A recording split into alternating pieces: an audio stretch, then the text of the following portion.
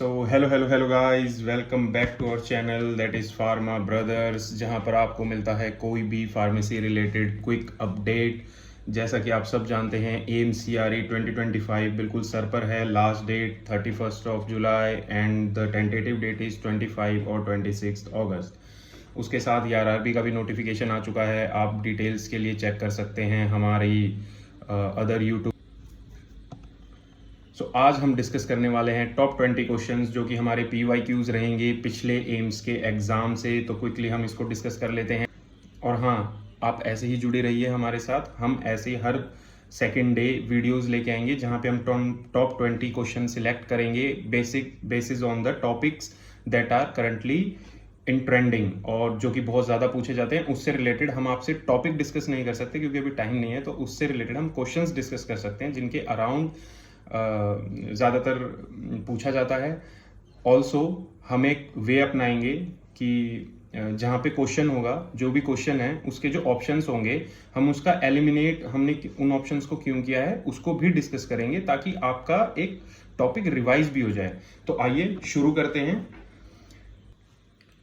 तो आइए हम अपना पहला क्वेश्चन डिस्कस करते हैं।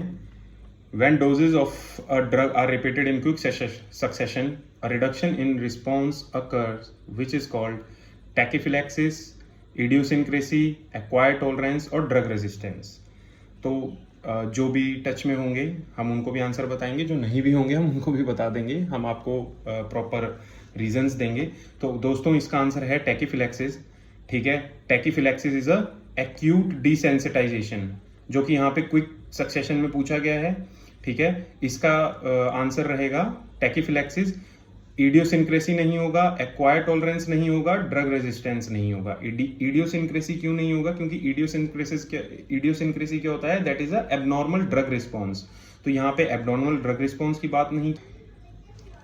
एक्वायर्ड टॉलरेंस होता है जो भी एक ग्रेजुअल फार्माको डायनेमिक और फार्माको काइनेटिक एडेप्टेशन हो जाता है बॉडी को, उसको हम एक्वायर्ड टॉलरेंस बोलते हैं। ड्रग रेजिस्टेंस तो एक बिल्कुल ही डिफरेंट चीज़ है। जी हाँ। सेकेंडली हाँ, तो दोस्तों सेकंड क्वेश्चन पे आ जाते हैं। विच liquid oral doses form typically consist of a mixture of oil and water and require shaking before use. आंख बंद करके इसका इमल्शन रहने वाला है। क्यों? क्योंकि हमने पढ़ा है oil in water and water in oil emulsions. Suspensions नहीं रहेगा। सॉल्यूशन तो हाइड्रो ही रहता है, इसमें फेजेस भी अलग नहीं रहते, दोनों वाटर ही रहते हैं। और एलेक्सिर तो बिल्कुल ही एक हाइड्रो एल्कोहलिक सॉल्यूशन होता है। हाँ, सस्पेंशन भी नहीं होगा क्योंकि सस्पेंशन में क्या होता है? Insoluble solids in liquid. तो ये ऑब्वियसली नहीं होने वाला है, हमारा इमल्शन ही रहेगा इसका आंसर। ठीक है, तो नेक्स्ट क्वेश्चन पे हम आ जाते हैं। Which of the following is a common example of an antibiotic? Ibuprofen? No, that is a NSAID. ठीक है। Aspirin? No, that is also an NSAID. Penicillin? Yes. Antihistamine? No. ठीक है। पेनिसिलिन हमारा beta lactam antibiotics होते हैं। ठीक है, beta lactam. जी हाँ।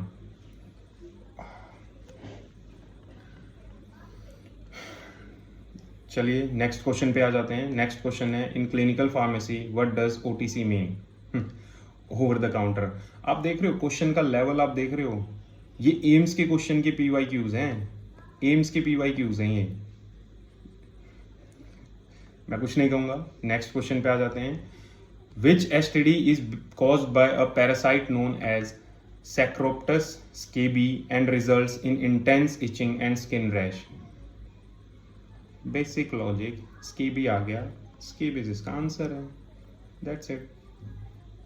Next question, what does the acronym NSAID stand for in drug classification? अभी अभी हमने यहाँ पे डिस्कस किया NSAIDs, तो इससे रिलेटेड हमारे पास नीचे क्वेश्चन आ गया, that is non steroidal anti inflammatory drugs. तो दोस्तों अब हम नेक्स्ट क्वेश्चन पे आते हैं। What hormone regulates the body की circadian rhythm and sleep wake cycles? तो हम क्या करेंगे, हम चारों के फंक्शंस को रिकॉल करेंगे, फिर देखते हैं आंसर निकल के आता है कि नहीं आता है। डोपामिन। डोपामिन के बारे में अगर हम बात, तो डोपामिन क्या करता है हमारा? डोपामिन हमारा न्यूरोट्रांसमीटर है that is involve in reward and motor control. तो हमारा ये तो नहीं होगा, रिवॉर्ड एंड मोटर, तो ये इसका आंसर नहीं है। फिर इसके बाद हम आ जाते हैं किस पर? एपिनेफ्रिन पे। एपिनेफ्रिन क्या है?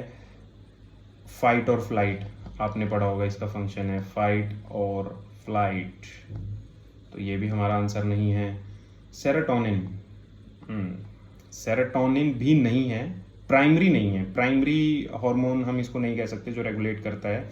हाँ, ये एक प्रिकर्सर है, किसका? मेलाटोनिन का। तो हमारा आंसर क्या निकल के आ रहा है? Melatonin is the answer that will regulate your circadian rhythm and sleep wake cycles.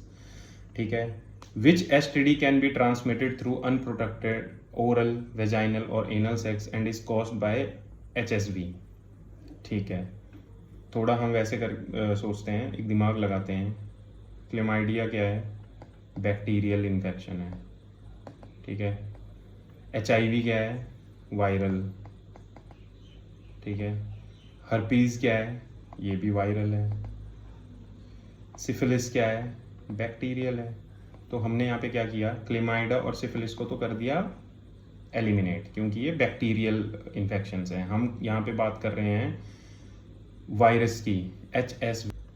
हमने इन दोनों को नेग्लेक्ट कर दिया। फिर हम बात आती है HIV की या हर्पीज की। HIV होता है रेट्रोवायरस से, सबको पता है, तो इसका आंसर है हर्पीज, इसका HIV भी नहीं है। Next question, which of the following is not a stage of tableting? Not. Coating होती है जी, होती है। ड्राई ब्लेंडिंग होती है। Dry blending mixing of powders होता है, सबसे पहली जो एक आप बोल सकते हो इनिशियल प्रोसेसेस में आता है ये। कोटिंग बिल्कुल लास्ट में होता है ये। फिल्ट्रेशन क्या होता है? ये तो लिक्विड में होता है।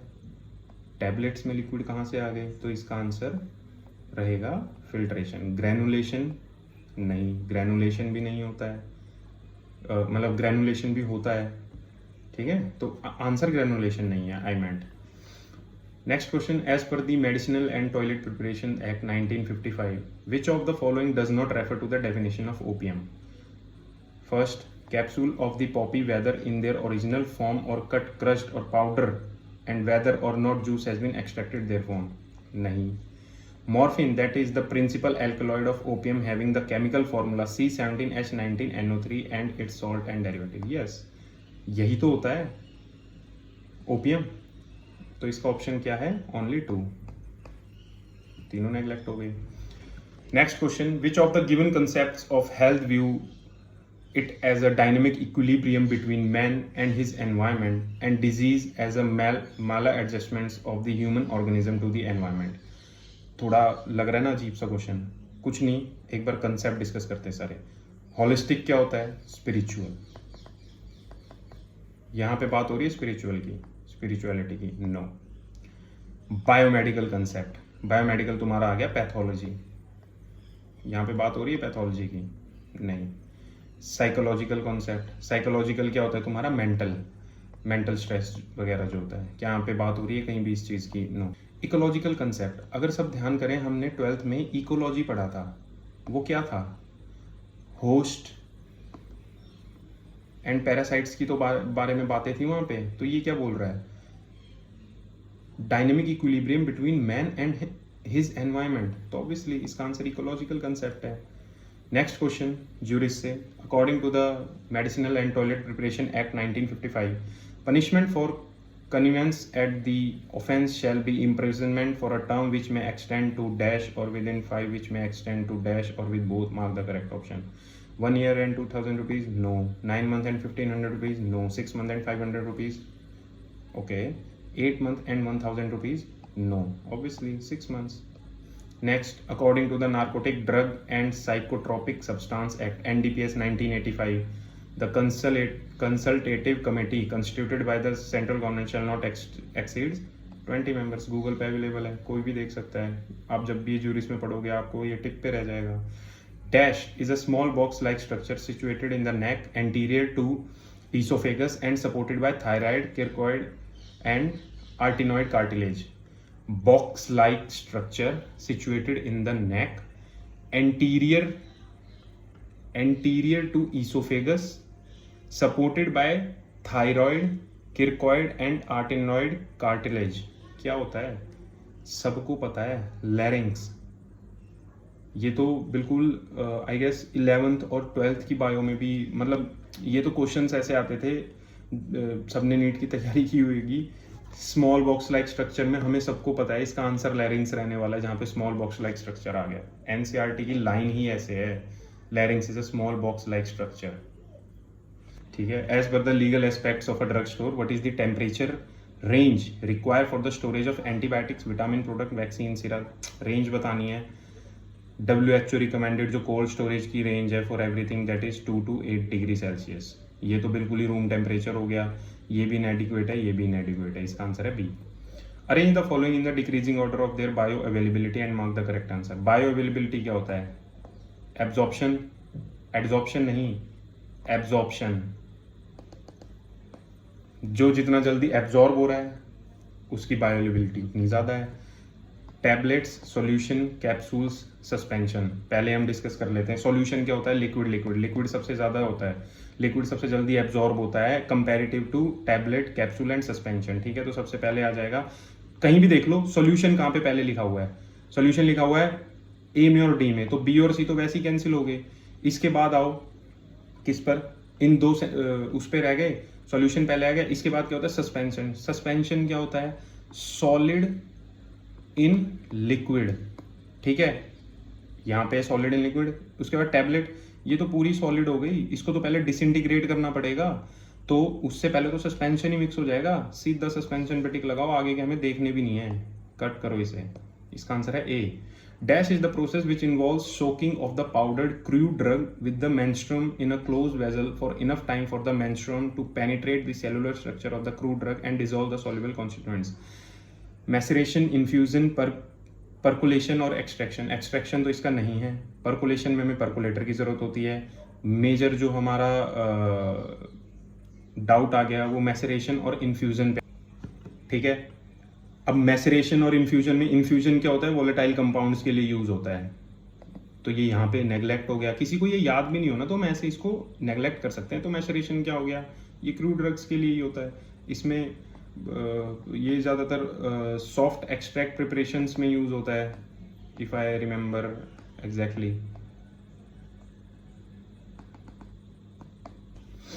Next question, as per taxonomical classification of natural drug, colchicum drug belongs to which family? Gramineae, liliaceae, rutaceae, solanaceae. Graminaceae ये पूरा ग्रास के लिए हो गया, इसको हम अभी बेनिफिट ऑफ डाउट दे देते हैं। रुटेसी ये सिट्रस होता है, ये हमें पता है।